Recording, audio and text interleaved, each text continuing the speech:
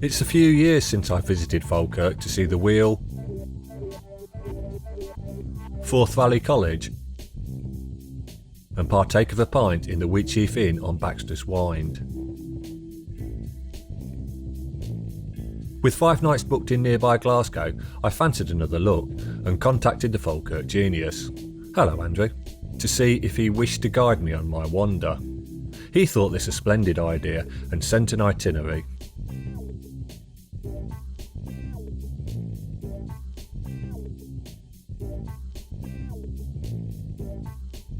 First though, I had to ask the King of Glasgow if my 5-night Glasgow visa permitted me to exit God's own city and re-enter in a 24-hour period. He ignored me as usual, so I took that as consent, but bought him a new pair of shoes just in case. You'll need to watch the "Don't Forget Your Glasgow Visa" video to understand that gag. As mentioned, Andy had prepared a shoot list, but before reaching the opening destination he spotted this ceramic wall coping on George Street, a most pleasing discovery. The day was already a success. Location number 1 was the central retail park roundabout.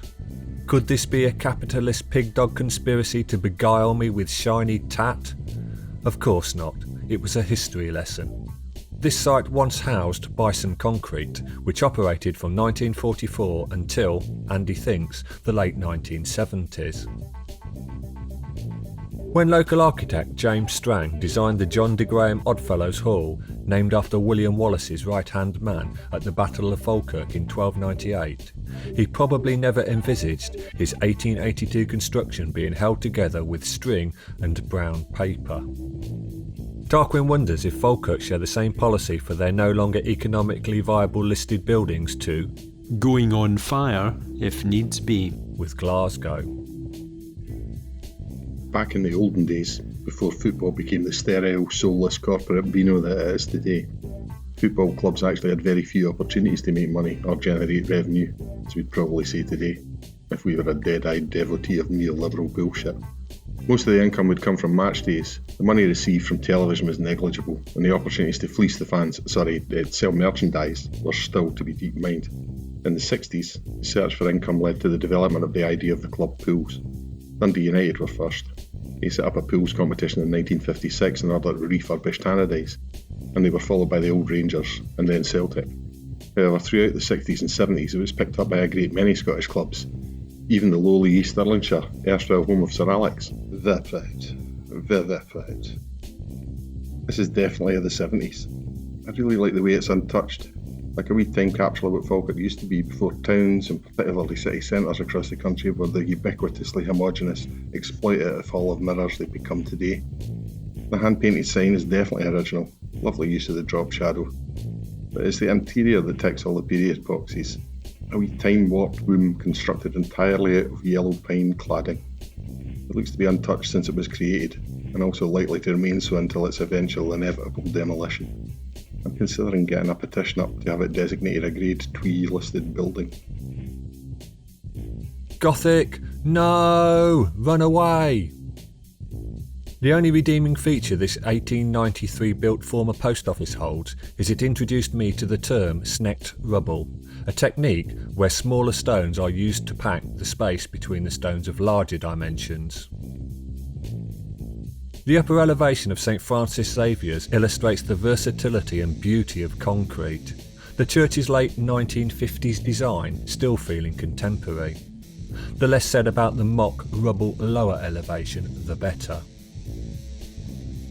While shooting the curvaceously sweeping Art Deco numbers 8 to 20 Coburn Street, a lady mistook Andy and I for property developers and asked if we were buying the buildings.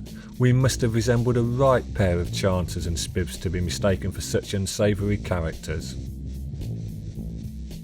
Symmetrical and clean 1801 facade with channelled pilasters, which are much favoured by real men.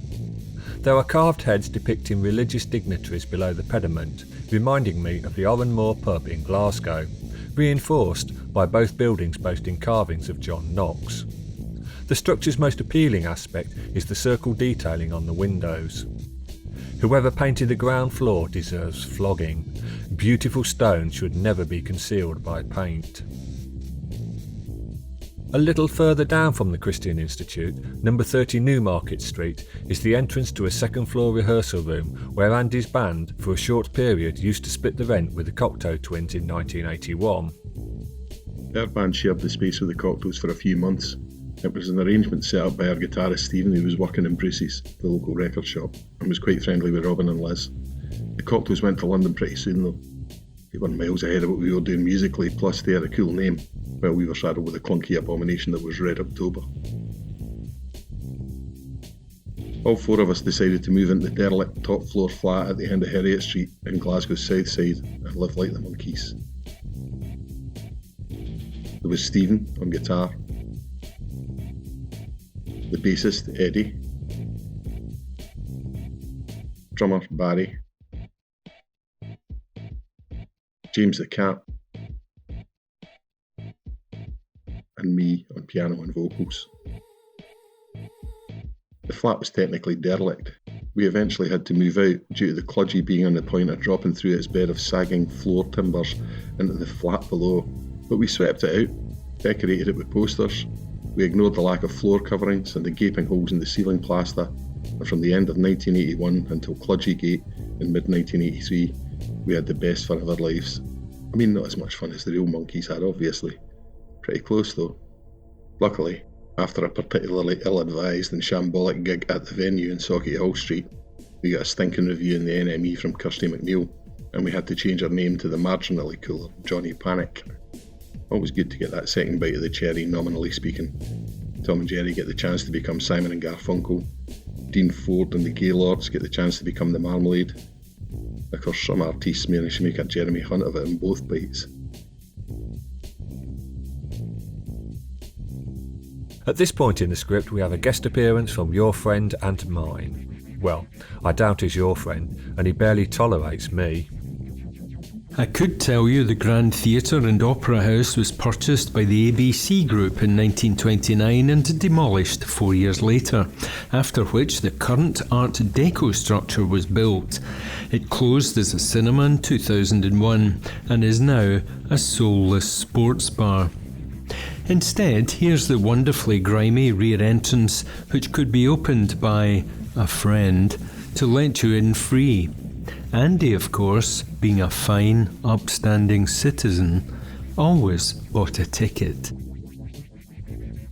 In stark contrast to its Art Deco neighbour, the former ABC Cinema, Park Street School is a solid Victorian structure boasting fine khaki-coloured railings.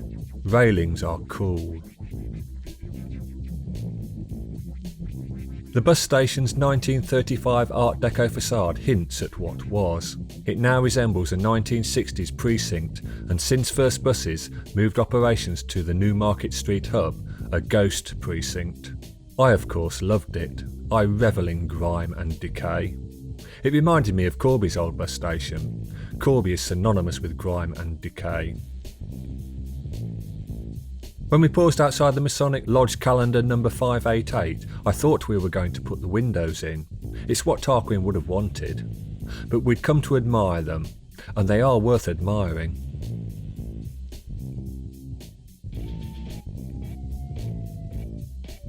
Our final destination was Falkirk's Art Deco crowning glory, the 1931 former Co-op department store. If your heart doesn't soar on encountering this design masterclass, you're beyond Andy and I's help.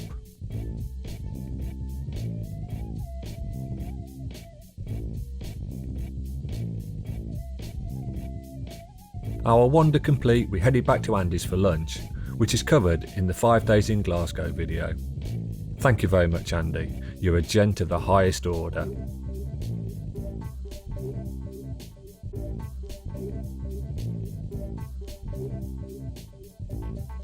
Andy politely pointed out that was a rubbish ending, and of course he is correct. He suggested I should offer my thoughts on small town compared to city in terms of architectural excitement. Unfortunately, categorising things is beyond my limited intellect, evidenced in this exchange between my company and I after a day in London.